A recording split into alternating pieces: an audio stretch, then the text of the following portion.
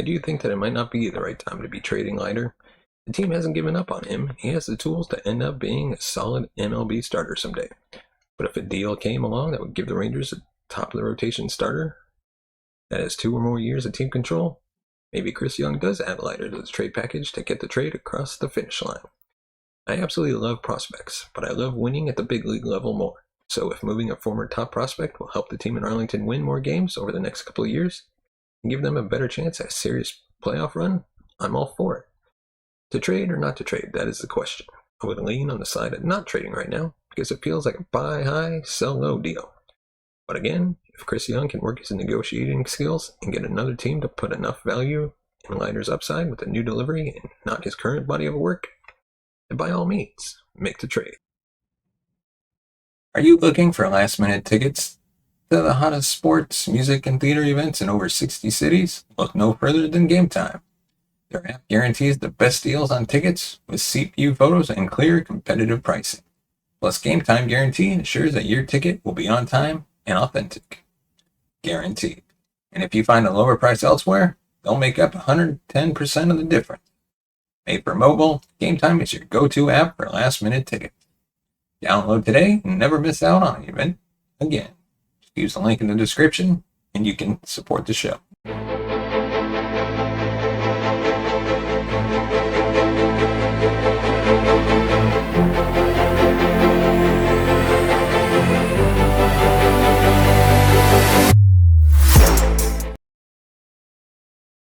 Before we dive into today's episode, we'd like to remind you can find us on Facebook, Instagram, TikTok, and X. Just search the Talkin' Texas Rangers podcast. Of course, give us a thumbs up if you like our videos. And of course, subscribe to that channel and hit the bell notification button to be notified of future videos.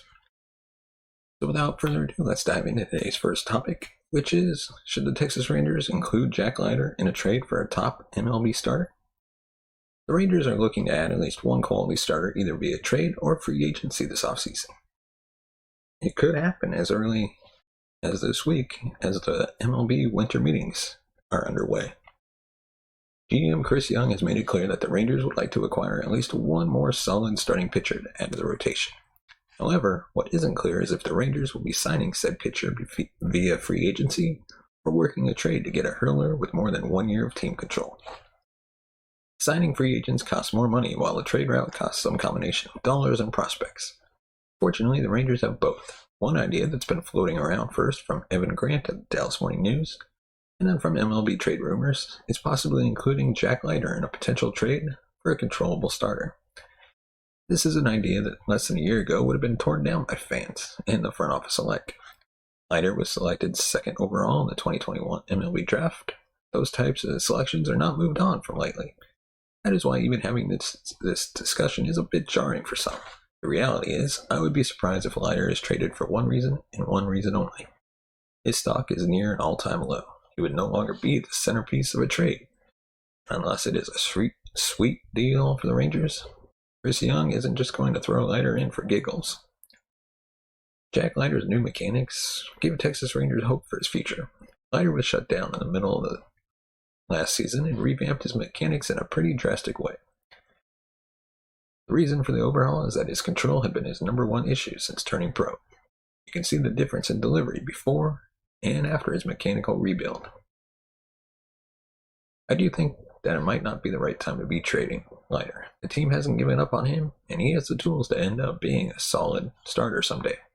But if a deal came along that would give the Rangers a top of the rotation starter that has 2 or more years of team control, maybe Chris Young does add Leiter to the trade package to get the trade across the finish line. I absolutely love prospects, but I love winning at the big league level more.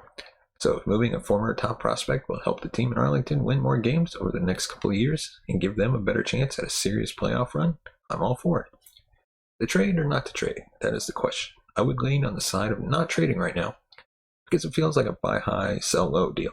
Again, if Chris Young can work his negotiating skills and get another team to put enough value in Leiter's upside with a new delivery and not his current body of work, then by all means, make the trade. Let us know your thoughts. Should Jack Leiter be traded? And if so, would you trade him? Let us know. And now on to our next topic. 3 reasons behind the Texas Rangers' slow news offseason amid the winter meetings. Texas Rangers, the last 2 off seasons, have been more like the Fast and Furious movies. They struck fast, got out, and left the rest of the baseball world to clean up the mess they caused. It all culminated in a World Series championship a little over 1 month ago. This offseason has yet to get started. Texas has yet to sign a player who was not already on the roster in 2023. They have not pulled off a trade for anyone. Their offseason has been less Fast and Furious and more lost in translation. The Texas front office arrives in Nashville this week for the winter meetings, and hopefully they begin to tell a different story this offseason. The winter meetings is the annual gathering of front office executives, coaches, and media. There is a job fair component as well as several meetings that take place concerning the health and well-being of the sport. Over these 4 days, the Hall of Fame Contemporary Era Committee will be announcing the result of their vote. The draft lottery will be taking place, and the Rule 5 draft will be done on Wednesday before everyone starts leaving Nashville. In between these official meetings, there will be free agent deals signed and trades will be made. Texas fans have been wondering if this is where we see Texas start to make moves. They do have areas of need that Wes Jones wrote about this past weekend. They are World Series champions. But are they content with that, or do they want to improve upon that with another title? I would figure the goal for 2024 is to win the AL West division and dethrone the Astros once and for all. So what is holding them back? Well, I think there are 3 reasons why Texas is being so slow to move this offseason. Texas is uncertain about the status of their Bally Sports contract, not wanting to be a 2-time luxury taxpayer, and they do not see a need to sign a high-dollar free agent. So, of course, the Bally Sports bankruptcy is causing issues for the Rangers. We discussed this in a previous episode, but I want to emphasize it again. The fact that Bally Sports may drop the Rangers is no doubt reshaping how the Rangers are attacking this offseason. Texas gets $111 million annually from Bally Sports. If Bally Sports drop Texas because they can't afford to pay that, then it drops to 0. They would have to negotiate a media rights deal over the next 3 months, or be broadcast by MLB, paid by MLB a lower amount than what Bally would have paid them.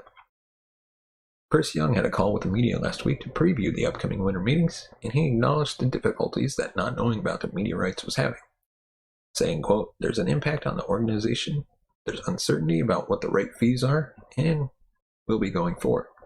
We obviously have a responsibility to be financially prudent.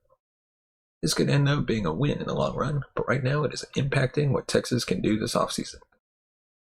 They already have been reported as being out on Shohei Ohtani.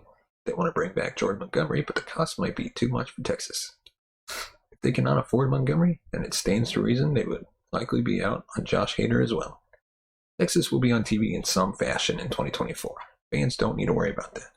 The uncertainty about who will be broadcasting them will likely stop them from being able to properly fill the holes on this roster. Texas will likely be playing with those guys who have something to prove and will be willing to sign for less. It will be guys like Frankie Montes and Michael Wacha in the rotation. It will be players like Andrew Chafin in the bullpen. And of course, they would become luxury taxpayers for a second season. Texas is luxury taxpayers for the 2023 season. Ray Davis will happily write that check to Major League Baseball. It resulted in a World Series championship. The penalties increased to 30% tax for a team over the luxury tax for a second season. Everything is back at 0-0 heading into 2024. I'm sure the message has come down from ownership to try and get under the tax heading into the season. Texas cannot go past $237 million in team payroll if they are to stay away from becoming 2-time luxury taxpayers. Excuse me. Texas cannot go past $237 million in team payroll if they are to stay away from becoming 2-time luxury taxpayers. Fangraphs has Texas already at around $220 million in payroll for the upcoming season. They likely have around $15 million to sign free agents this offseason. It will take some creativity by Chris Young to be able to spread that money around, still fill the holes on the roster. Texas will likely still pursue free agents, but also be active in the trade market. I expect Chris Young to explore every avenue this week before they head back home to improve this roster. Texas is trying to do something that no team has done since 2000, and that is repeat as World Series champion. He's doing that while also trying to stay under the luxury tax. And then, of course, there's no need to sign a high-priced free agent. Texas could be competitive for the best free agents. Most, I'm sure, would love to come and play for the team that just won the World Series. Lots of players make their offseason home in Texas. The lack of a state income tax also makes playing in the state very attractive. Chris Young looks at this roster of returning players and likely does not see a need to add major pieces to the team. The starting lineup for 2024 could potentially see everyone except Mitch Garver return. Texas did not do anything. Sam Huff would likely be starting in the DH role. Evan Carter would be your opening day left fielder. And I'm sure at some point in 2024, Wyatt Langford would make his debut for Texas. Texas has the ability to stay content in the lineup and not commit more resources there. The rotation does have 5 starters heading into spring training: Nathan Eovaldi, Max Scherzer, John Gray, Andrew Heaney, and Dane Dunning. They will have Cody Bradford as a depth piece with Owen White and Jack Leiter waiting in the wings at AAA Round Rock. Texas, I'm sure, would like to add more depth. Just because Texas will enter spring training with 5 starting pitchers does not mean they will make it to opening day with 5 starting pitchers.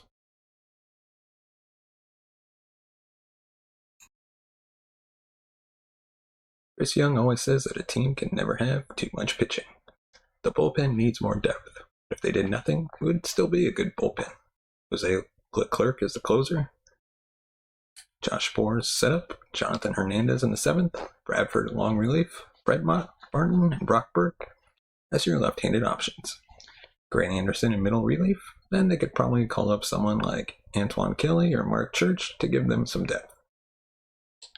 There are always non-roster options that are brought to camp that could win the jobs as well. Chris Young sees all that has been built the last 3 to 4 seasons and is not content with what Texas has. There is also not a sense of desperation to add pieces to the roster. Texas will have conversations with the free agents. They will most likely not participate in bidding wars that go beyond what they are comfortable spending.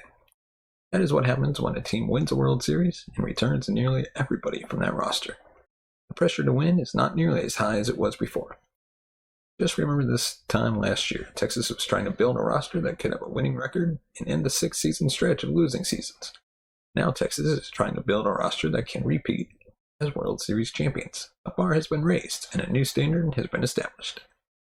Texas is not just looking to sign players, they are looking to sign the right kind of players. Players that can add to the clubhouse culture of winning.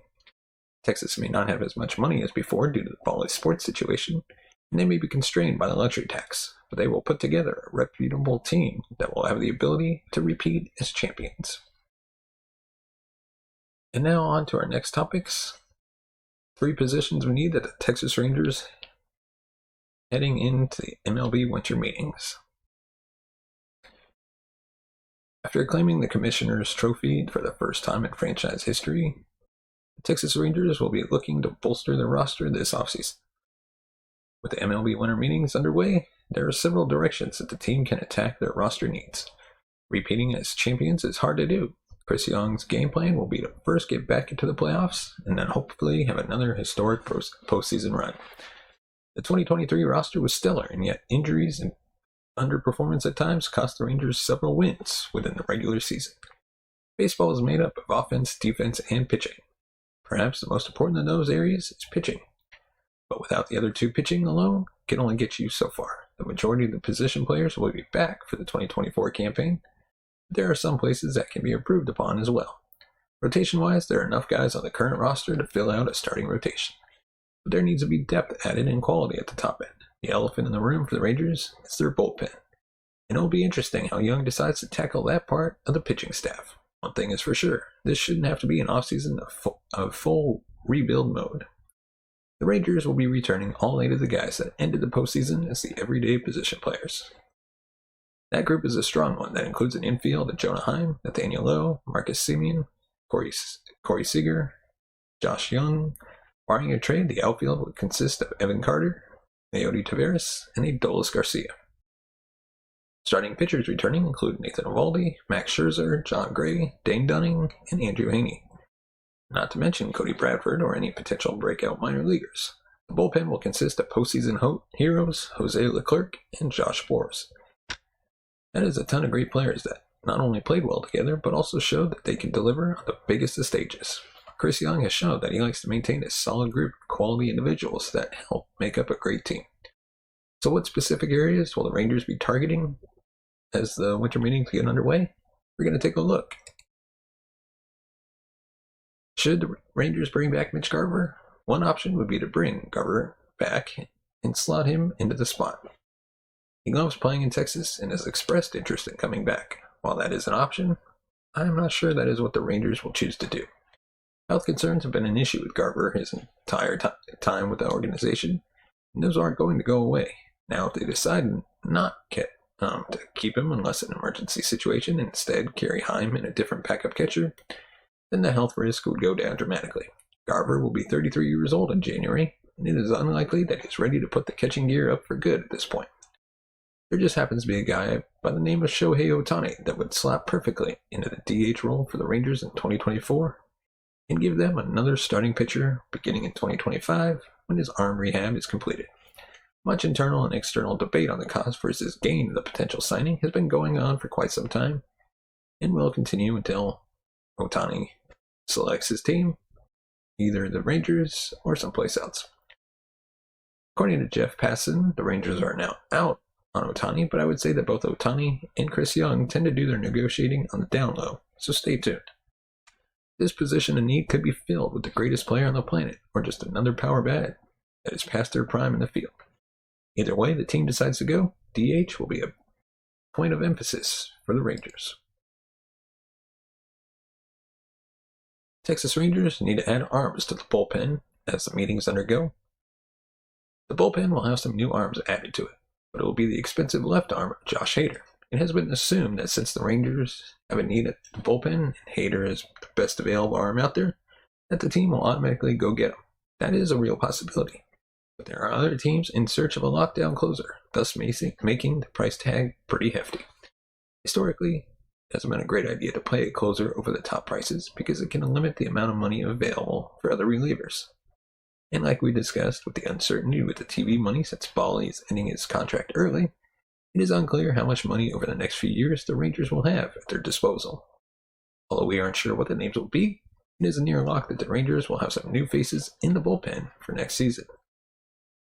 And as the MLB winter meetings are underway, some of those names might be known sooner than later. And now on to the biggest needs for the Texas Rangers. Starters are going off the board, so the Texas Rangers need one soon. The injury bug hit the Rangers rotation in a huge way last year, but they weren't the only team to have top starters miss extended periods of time. With the all-out approach that pitchers are asked to have these days, injuries are going to happen. It's just a matter of when and how bad. Two of the top free agent starters are already off the board in Aaron Nola and Sonny Gray. Jordan Montgomery and Blake Snell are still available, along with several other lower-tier starters. There is also the possibility of acquiring a starter via a trade. Young is not only a high-intelligent baseball person that sees the current state of the starting pitcher, but is a former MLB starter himself. He focused on the rotation last offseason. I wouldn't be surprised if he adds some key pieces to it again this year. By having a deep rotation, the Rangers will be able to help their bullpen by not having to overuse them. It will also give Bruce Bochy the ability to keep not only some long relief guys in the pen, but arms that can be quality starters in a pinch, or the long term if needed be. As we mentioned earlier, this isn't going to be a revamp year for the Rangers. There's a solid base of players already in place, but with a few of the right additions at DH, the bullpen, and rotation, 2024 has the potential to be yet another fun summer in Arlington. And now on to our next topic. But before we do that, let us know if we've missed anything, got anything wrong, anything you disagree with. Let us know in the comments section below. And now, should the Texas Rangers consider trading Leody Taveras or Ezekiel Duran? Before we make our case on this topic, let us know in the comments section below. Should they? And if so, for who? Leody Taveras and Ezekiel Duran both showed flashes of how great they can be last season. Taveras started to come into his own as a hitter. His speed and fielding ability had been on display since he debuted in the majors, but his impact at the plate had been lacking. He hit .267 last year with a respectable .733 OPS, and added 14 homers and 67 RBIs from the bottom of the lineup. He also showed the ability to step up and make big plays in big moments. Tavares' home run off of Justin Verlander in Game 1 of the LCS, or his home run robbery of Jordan Alvarez in Game 3 of the same series, both come to mind. Duran showed some pop at the plate and was a very versatile defender who could play nearly any position in infield or outfield. He got his chance as an everyday guy when Corey Seager was injured. That's when he filled in at shortstop, his primary position, on a nearly daily basis. After Seager returned, he moved all around the field. He played some third base when Josh Young went down with injury, and rotated in some left field to give the outfielders some rest from time to time. He also hit .276 with a solid .768 OPS, adding 14 homers of his own. They are also both prime trade pieces for an established player. Aside from the potential and production they have both shown, they are both controllable and cheap for the foreseeable future. Leote doesn't become an unrestricted free agent until 2028, and Duran isn't even eligible for arbitration until 2026. It's also worth noting that Duran is likely boxed out of being a starter for the Rangers anytime soon, and the outfield will soon be crowded for Tavares with the quick ascension of Wyatt Langford. The trade also seems that it's like it may be more in the realm of possibility than at the start of free agency. Like we mentioned, the Rangers have been reported to be out of the Ohtani sweepstakes, and Chris Young seems to indicate the team wasn't necessarily looking to spend big this year. All that being said, I think they should both be available for trade, but not just anyone. Their talent, production, and years of control are valuable assets for the Rangers. They should treat them as such. Tavares or Duran should only be available for a frontline starting pitcher. I think the Rangers trading either one for anything less, that would be an overpay. And now on to our next topic. Is it too soon for the Rangers to talk an extension with Evan Carter? The big baseball news was not a free agent that was signed. It was not a trade that was made. It was news of an expected extension signed by a player who has yet to play a single major league game. The Brewers are closing in on signing top prospect Jackson Chourio, apologies for butchering his name, to an 8-year extension with 2 option years tacked on at the end. The base of the contract is believed to be 8 years and $80 million. This is all for a 19-year-old center fielder who has not made his major league debut. The Brewers are being proactive in buying out his arbitration years, and then potentially 4 years of his free agency.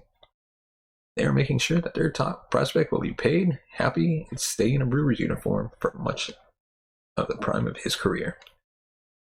Texas could entertain ideas of doing the same with Evan Carter. The major difference is that Carter already made his debut, came up in September, and provided the spark Texas needed at the time. That continued throughout September and into the playoff run to the World Series. Texas could stand by and wait to see what their financial situation will be going forward. They could choose to act. It's a topic that warrants examining both sides of the argument and discussing what Texas is likely to end up doing concerning Evan Carter. Why should Texas sign Evan Carter to an extension? Evan Carter was an unheralded second-round pick back in 2020. He was so unknown that the pick was somewhat ridiculed by the MLB Network crew covering the draft that night. From the moment he stepped onto the field in 2021, Carter has answered every question fans and experts had about him. He has been everything Texas could have hoped for when they drafted him. Carter showed he can be a 5-tool player at the major league level. All 5 tools were on display during his brief time in the majors in September and October. Carter had a .306 batting average in the regular season and a .300 batting average in postseason play. Carter hit 6 home runs with 9 doubles during the postseason. Carter also had 6 stolen bases combined between regular and postseason play. He made several great plays out in left field and center field, and he did all this at age 21, and in the heat of a pennant race and in the postseason. Texas can show an appreciation and a long-term commitment to Evan Carter. The team is now led by Corey Seager and Marcus Semien. The next generation of the Rangers will likely be led by Evan Carter, Wyatt Langford, Jack Leiter, Kumar Rocker, and others. Texas would be sending the message to Carter that they are building this team's future around him. It would also indicate to younger players that if they play well, the team will reward them. The last, but also best reason to extend Carter is to give the team the financial certainty with one of their best players. Texas can lay out what they will pay Carter yearly and then budget the rest of the team around that. Texas can avoid the often unpredictable arbitration process. Texas would have Carter locked down and know that he would play either left field or center field for the long term. But perhaps maybe Texas should wait on signing.